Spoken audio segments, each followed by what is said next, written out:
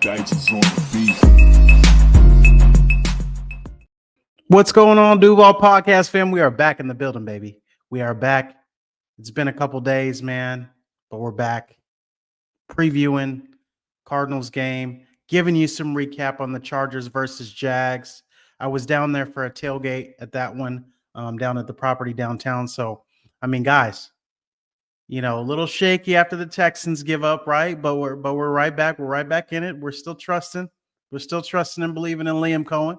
All right. But tonight, guys, we're just gonna break down kind of a little bit of what I thought and I saw from the Chargers game. Also breaking down what I think about the Cardinals matchup and kind of what we're seeing there. So a little bit of everything tonight. But just starting off, man, 35-14, I believe it was. Let's take a look at the score. I believe it was 35-6, but let me Chargers. That's terrible. Yes, it was. It was 35-6. I was like, I thought I saw that, but let me double check. So it was 35-6 against the Chargers. Basically, what that game boiled down to, from what I saw, was basically just the Jaguars took it to the Chargers in that one. Man, they just took it to them in that one. I love the physicality on both sides of the ball. I mean, some of the best rushes I've seen from Josh Hines-Allen and Trayvon Walker all season. I did hear that Trayvon Walker suffered a knee injury, so let me kind of see if there's any updates on Trayvon Walker's knee injury while we're kind of getting into this. Hopefully, it's nothing serious. Let's see. What do they say about Trayvon's?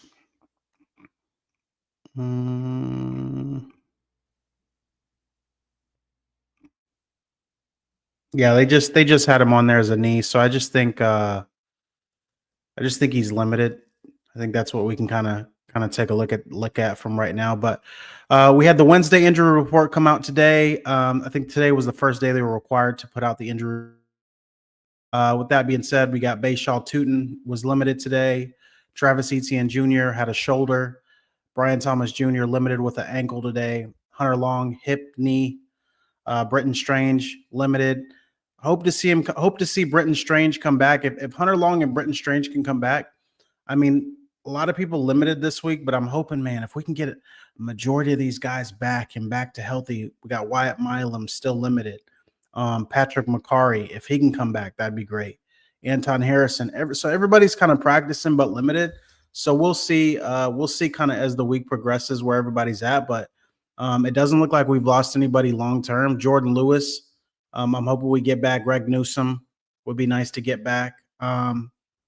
So I mean, guys, it's week 11 of the season. Everybody's hurt, so everybody's going through the same things at this point. So it's to be expected that people are going to be hurt and on the injury report. So let's take a look here. So you got. Yeah, so that's it. That's the injury report. So basically, they just, I mean, to sum it up, they dominated the Chargers in every aspect of that game. Let's see how we're looking on the stream. Did we get the stream going or what? Hold on one sec, guys.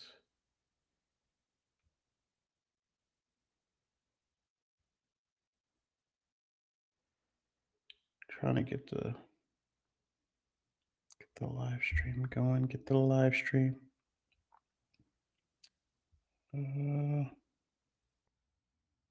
Anyways, just trying to see if I can get the live stream going on the Instagram, because I did set it up today, so I'm not sure what's going on there. But anyways, we'll check on that. We'll check on that later. But yeah, so basically, total domination from the Jags in that one. Josh Hines-Allen, hell of a job. Broke the franchise record for sacks. Congratulations to him. So I wanted to throw that out there. Also, in regards to some of the guys that stepped up on offense, man, Tim Patrick, Jacoby Meyer, where would we be without that trade at this point with all the guys that are falling down? Austin Trammell came up and made a couple good catches in that game. Big highlight was rookie Bayshaw Tootin, man. They got a thorough two-headed monster in that backfield for the Jaguars. So really, really excited of what they're doing there. Um, I'm glad that they got him more touches in this game. Honestly, Travis Etienne is still he's the mainstay home run hitter. He can do it all. I love Travis Etienne. Great to see him kind of be spelled. I don't foresee Bayshaw Tootin taking over for Travis Etienne. Travis Etienne's the bigger back. He's 6 foot, 220 something pounds, can fly, catch the ball, wildcat. He's just Travis Etienne. Bayshaw Tootin, great running back, is showing his versatility. Really liking what he's doing. So nothing to take away from there, but I mean, it's just a great 1-2 punch right now at this point. And with the way Trevor's playing, I just thought he played okay. You know, he made the throws he had to make, kept the chains moving. But for the most part, the running game did the job, and our defense did the job. But where would we be without our run game at this point, right? In regards to how Trevor's played this whole season, he's under 60% in completion percentage. He's in the 50s, which is not rare for Trevor Lawrence. We'd like to see him in the 65 to 66% completion range, but he's just not there. The O-line kept him clean for the most part, so he was 14 and 22, I think, for like 100 and some odd yards and a pick and a touchdown. So, I mean, I am not happy with what I'm seeing from Trevor Lawrence. Am I happy that we're winning? Yes. Should we have won? Should we be we should be what, 8-3 right now? Yes. 8-3? Yes. We should be 8-3 right now. No, 8-2. We should be 8-2 right now.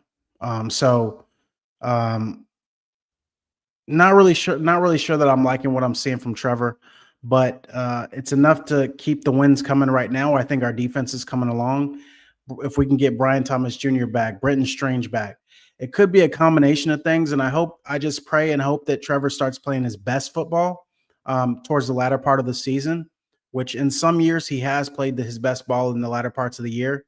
Um, he can come out and look like, having a howitzer arm, and he's just locked in and dialed in, some games. And then, for long stretches, he'll kind of give you that pedestrian play. So just hoping that he kind of dials that in. Great win overall, man. Our Jags are 6-4. We can't take that for granted. 7th in the playoff running right now. So if the season ends today, they would be in on a playoff run. So really happy about that. I'm not going to complain, especially being a longtime Jags fan. So we know how things have gone the past 10 years or so. So not complaining about that at all. Let's kind of look forward to what they have this week with the Cardinals. Let's see. Let's see what's going on with the Cardinals this week, baby. All right. What am I liking about the Cardinals right now? Let's see.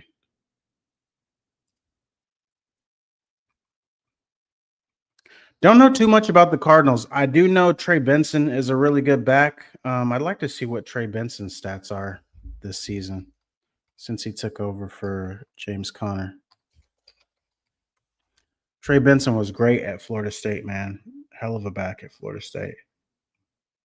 But it looks like he's been hurt this year. Designated to return from IR. So he hasn't played since. Let's see. When he is playing, he's averaging 5 yards a carry, but he has not been playing lately.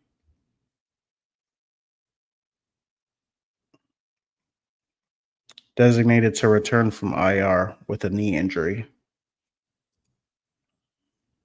James Conner's on IR.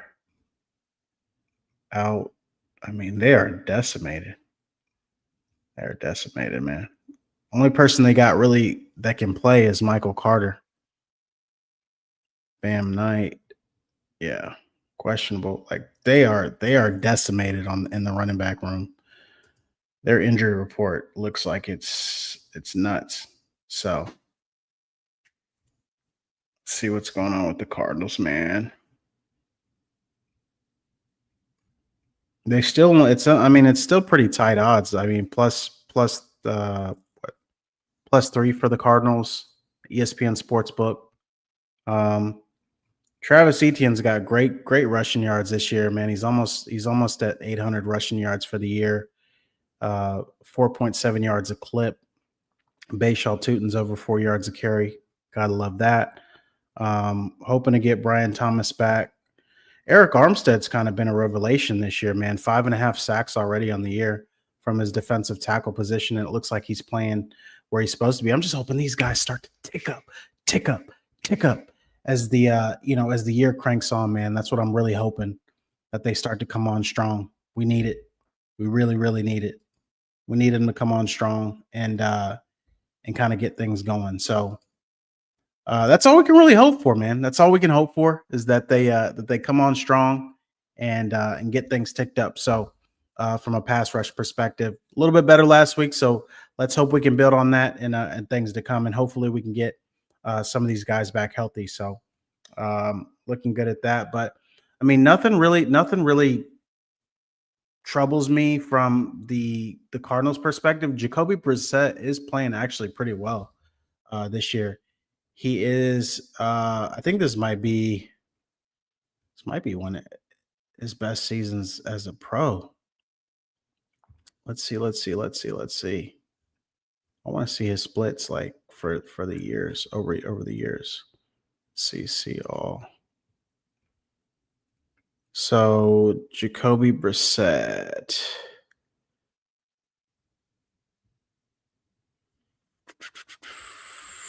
He's playing really well this year. 10 touchdowns, 3 interceptions. 10 touchdowns, 3 interceptions. He's one of the better backups in the league. So Jacoby Brissett, without a doubt, can give you some problems. That dude can give you fits. 66% completion percentage. He does have Trey McBride. So Trey McBride is playing great this year. He's putting up great numbers, 71 catches. Josh Sweat has 9 sacks this year. Josh Sweat, goodness gracious. He's playing good, man. He's got 9 sacks this year. Nuts. Buda Baker. Let's see.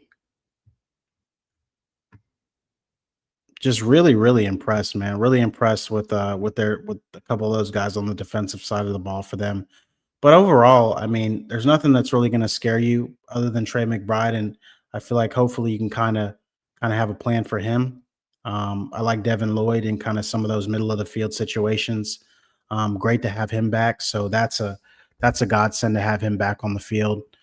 Really love what Devin Lloyd's doing this year. My buddy Dusty came down, which is Devin Lloyd's trainer out of San Diego, California, at Athletic Culture. Shout out Athletic Culture. Devin Lloyd's people came out. Devin Lloyd's trainer, my friend Dusty, came out and got some good, got to see Devin on the sideline with the field pass and all that.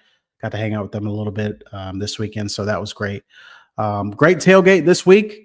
Look, guys, I have a property downtown Jacksonville for the next tailgate, 1237 Swift Street. I should have taken more pictures and stuff like that, but have a great tailgate spot right by the stadium, 5-minute walk to the concourse. Come on down, man. Come see me. All Jags all the time. We'll definitely be out there in full effect for our next home game. I anticipate once we win this game, it's going to be that Colts game, I think, is the next one, and that's going to be a freaking showdown. It's going to be packed for that one. So I think you got to get your tickets early for that. Got to get your tickets for that right now if you're going to get it, because those ticket prices are going up in Jacksonville from what I've saw. So really excited, man. Really happy for what's going on, and just really happy for hopefully to get a Jags win this weekend. So it is a 4:05 kick in Arizona, Glendale, and that's kind of where we're at, man. So just wanted to hop on and give you guys a quick preview, talk about all the things going on, what I thought of the game, and really excited what the Jags are doing. Really excited for what's to come. Hopefully this year get us back on track, especially after that disappointing loss in Houston. Really excited with how they responded. I really like Liam Cohen's message. They played, they played pissed off, but can't always play pissed off. You got to come out and be ready to play. You can't wait till you get punched in the mouth in this league, because a couple weeks go by, you can be in a bad spot. So again, really happy with what's going on. Really happy with what they're doing.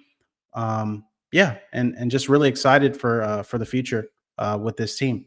So with that being said, I do kind of want to segue. I am a podcaster. My name is Tyrell Nichols. I am a podcaster. My day job is I am a financial professional with New York Life.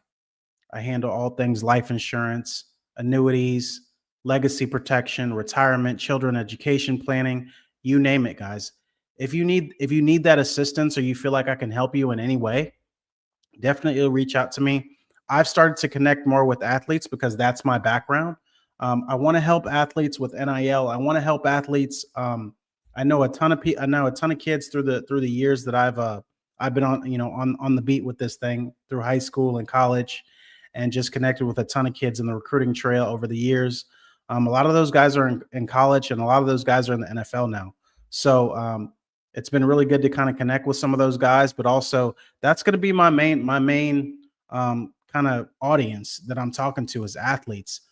I've seen it over the years. I've been in this business a long time. I've been in wealth management a long time, and um, people need help with their finances, especially athletes. They're taken advantage of. I don't know how many times you've seen guys, with these lawsuits against their Rashad Jones, and people saying that their financial advisor stole from them, or this and that. Like, and then that's the bad part of it. But the other part is not having any financial advisor at all, and you're just kind of going about it, you know, any kind of way, man. You got to have a plan, just like you have a game plan on the field.